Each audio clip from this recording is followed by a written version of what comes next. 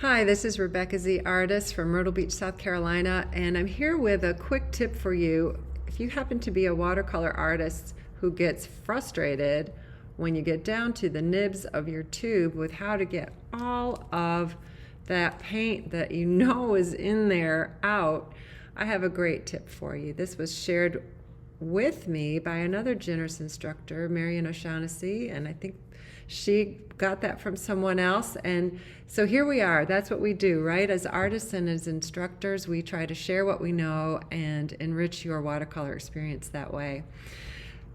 There's a lot of paint left in this tube, and I want to show you what Marian showed me about how you can think about just getting every little bit of goodness out of there. And so let me switch to my tabletop and show you just how to do it. Okay, so here's my tabletop. I have a jar, a glass jar.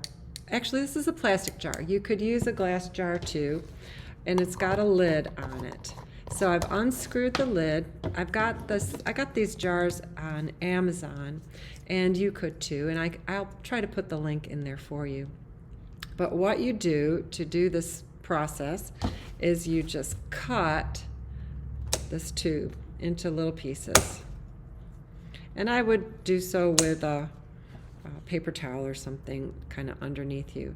And then I kind of take this, and I'm actually going to take and just use my fingers, or maybe the edge of this thing, and open the tube up just a little bit.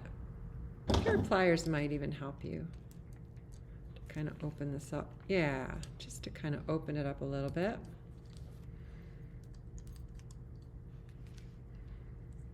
Don't really want to fold it up. Maybe I'll just cut it in half again. There we go. Hopefully that will help.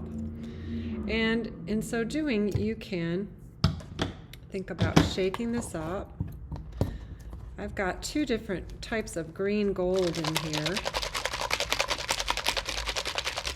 And I'm hoping to get as much as possible out of those tubes by just kind of letting them sit in there. I've got the caps, I've got all of the metal pieces in there.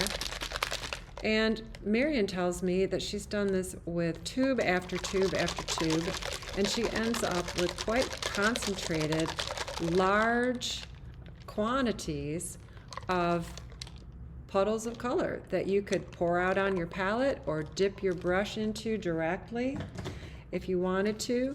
Just that little bit of shaking is going to allow me to dip in here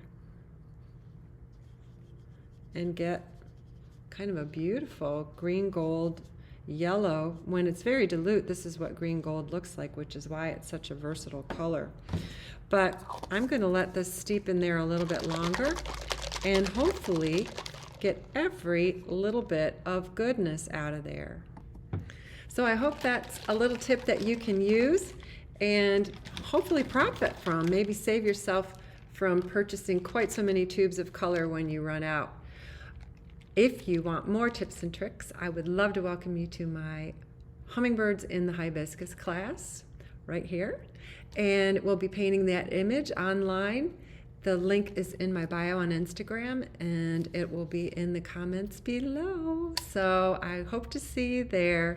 If this tip helps you, let me know. I'd love to hear in the comments. It really does help the algorithm to know that it's of use to you. Maybe it'll be of use to someone else too that way. Take care, everybody. Happy painting.